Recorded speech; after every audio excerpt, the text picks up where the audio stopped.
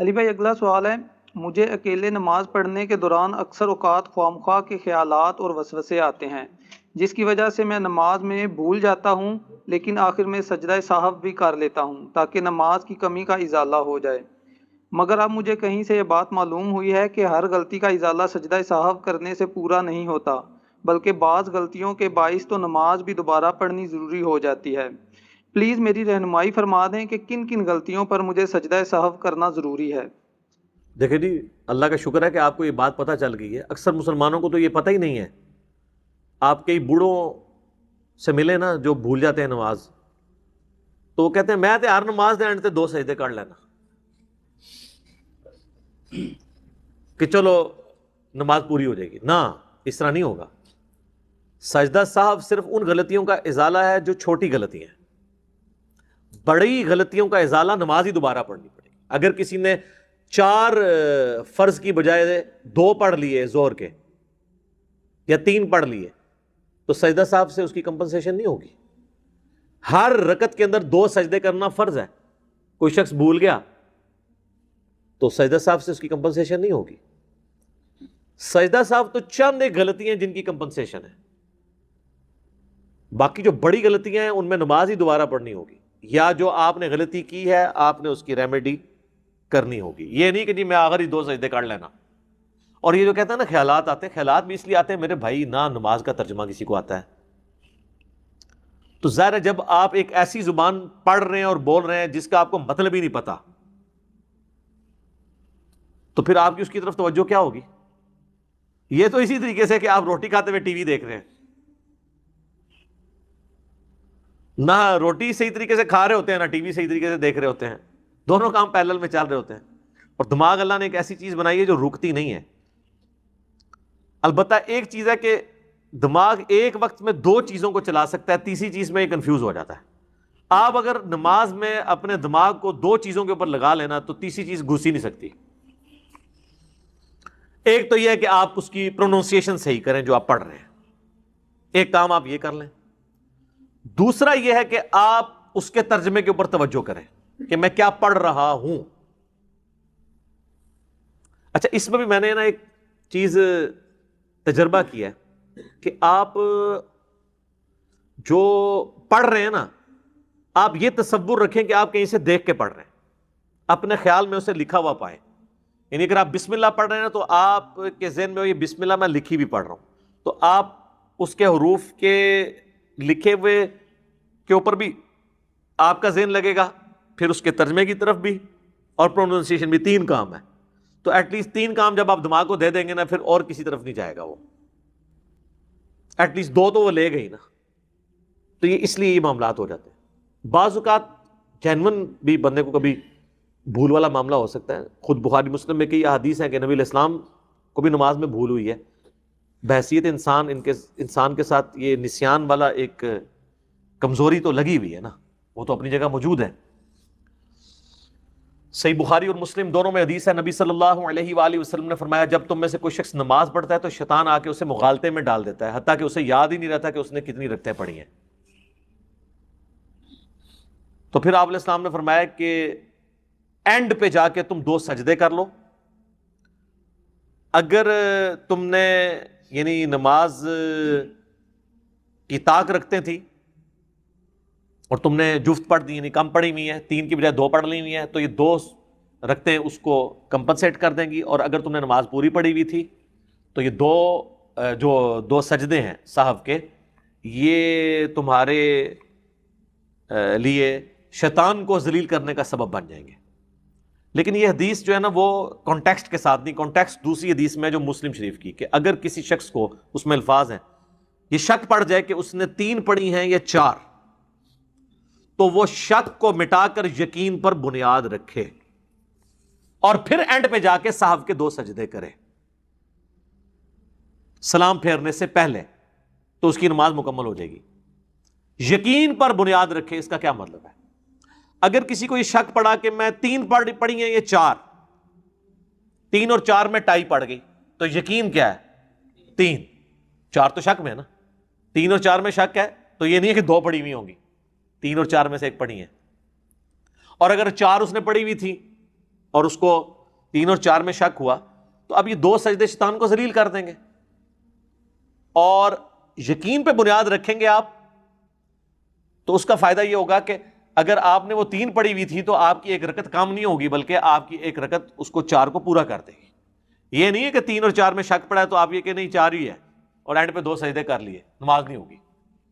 اس طریقے سے سجدوں میں بھی ہے, اگر کسی کو شک پڑ گیا کہ میں نے 2 سجدے کیے تھے یا ایک اور کر دیں, اینڈ پہ جا کے سجدہ صاحب کے 2 سجدے کر دیں تو نماز مکمل ہو جائے گی. ویسے جو 2 سجدوں کے درمیان تسبیحات پڑھتے ہیں نا, رب اغفر لی رب اغفر لی, ان کو بہت کم شک پڑتا ہے کہ میں نے 1 سجدہ کیا یا 2, کیونکہ جب آپ دوسرے سجدے میں جاتے ہیں نا رب اغفر لی کی آواز آپ کے کانوں میں گونج رہی ہوتی ہے. رکعتوں میں بھی بھولنے کا طریقہ, اس سے بچنے کا طریقہ یہ ہے کہ آپ پہلی رکعت میں قل یا ایھا الکافرون پڑھیں, دوسری میں سورہ اخلاص پڑھیں, تیسری میں قل اعوذ برب الفلق پڑھیں, چوتھی میں قل اعوذ برب الناس. یہ اپنی روٹین میں رکھیں, یعنی مختلف 4 اپنی کو صورتیں ایسی فکس کریں تاکہ آپ کو یہ پتا ہو. اب قل یا ایھا الکافرون پڑھنے کے لیے ایک ایفرٹ پٹ کرنی پڑتی ہے. آپ دوسری رکعت میں پہنچیں گے تو آپ کو یاد ہوگا کہ میں قل یا ایھا الکافرون سے پڑھ بیٹھا, دوبارہ ہی میرے کو آ رہی ہے تو یہ دوسری ہے. ٹھیک ہے نا. تو یہ ٹیکنیکل چیزیں ہیں, اور کئی ٹیکنیکل چیزیں ہیں. اگلے دن مجھے ایک بھائی ملے, پہلے بھی میں نے 1-2 بزرگوں کو بھی یہ مدنی ٹوٹکا بتایا تھا تو وہ کامیاب ہوئے. تو وہ بھائی مجھے کہتے ہیں, آپ وہ ینگ ایک بھائی ہیں, وہ کہتے ہیں جی میں رکھتے بھول جاتا ہوں. میں نے کہا جب آپ نماز پڑھنے لگے نا سامنے موبائل فون پہ اپنی ویڈیو بنا لیا کریں. کہتے ہیں جی وہ علی بھائی میں نے آپ کی ویڈیو سنی تھی, وہ جب میں موبائل آن کر کے کرتا ہوں نا پھر نہیں میں بھولتا. تو میں نے کہا کیا مسئلہ, بنا لیا کرو ویڈیو. وہ اصل میں شیطان آپ کو نیکی سے دور کرنے کے لیے اس طرف لگا دیتا ہے. وہ بھولتے نہیں, ایک نفسیاتی بیماری بھی ہو جاتی ہے, ایک بار بار زیادہ سوچنے کی وجہ سے. تو ایسا نہیں کرنا چاہیے. بس آپ توجہ رکھیں تو انشاءاللہ جماعت کے ساتھ نماز پڑھیں گے تو اس مسئلے سے ہی نہیں, آپ اپنی دکان کا حساب بھی کر سکتے ہیں آرام سے, تب بھی رکھتے ہیں آپ پوری کریں گے. یعنی یہ میں نہیں کہہ رہا کہ کریں آپ, لیکن میں کہہ رہا ہوں کم از کم. اسی لیے دیکھیں شریعت نے خشوع اور خضوع کو نماز کا حصہ نہیں قرار دیا, صرف ظاہری نماز کو کے اندر فرائض کی بات کی ہے.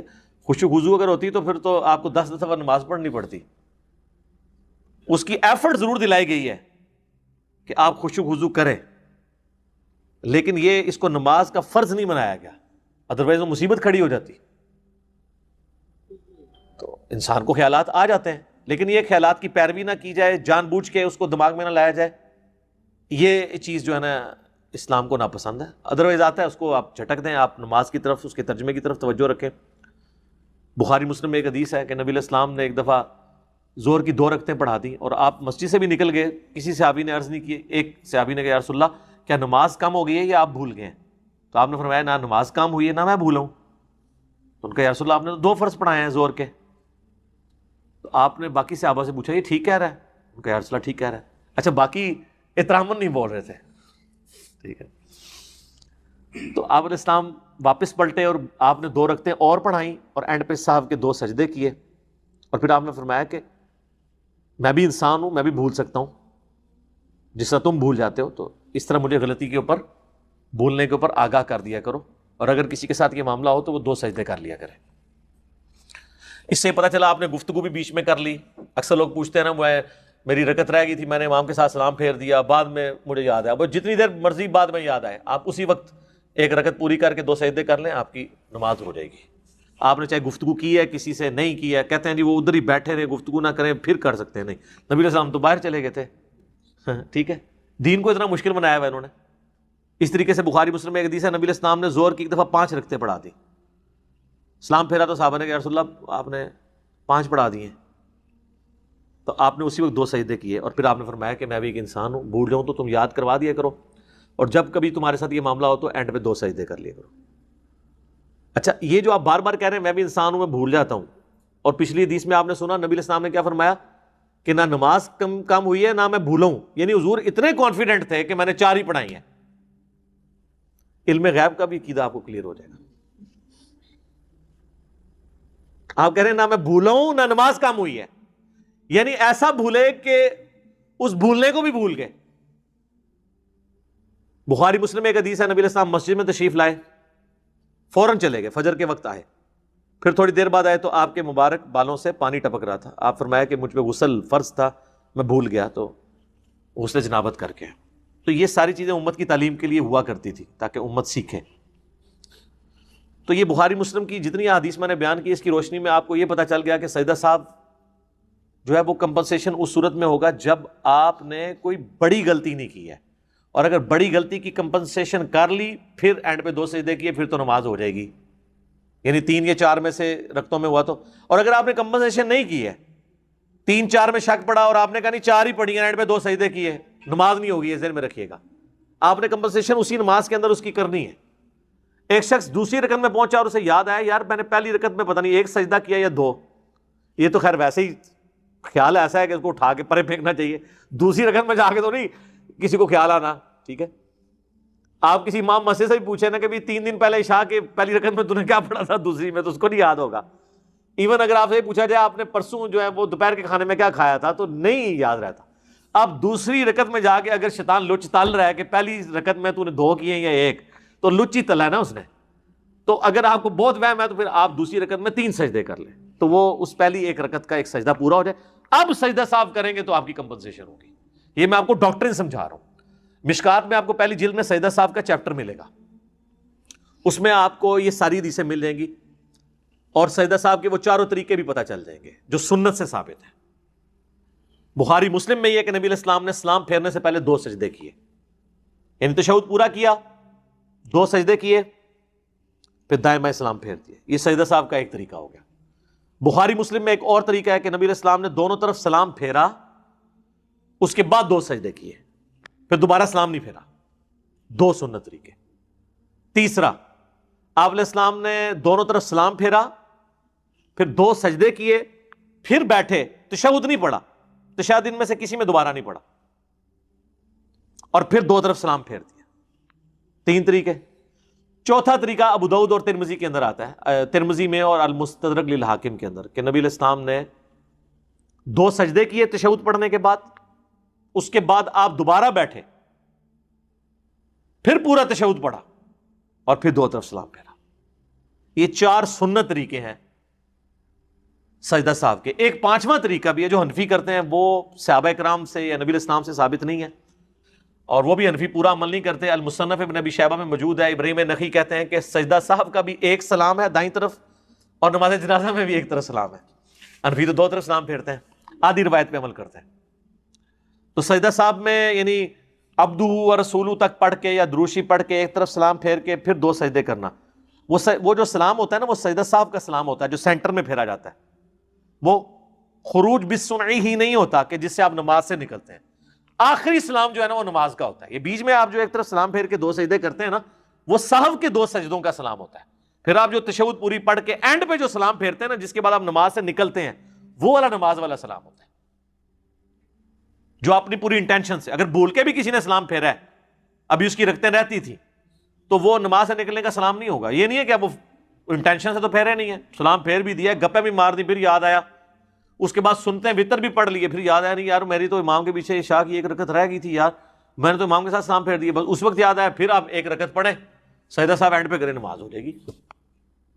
ایون بیچ میں وضو بھی ٹوٹ گیا ہوا ہے, کوئی مسئلہ نہیں ہے.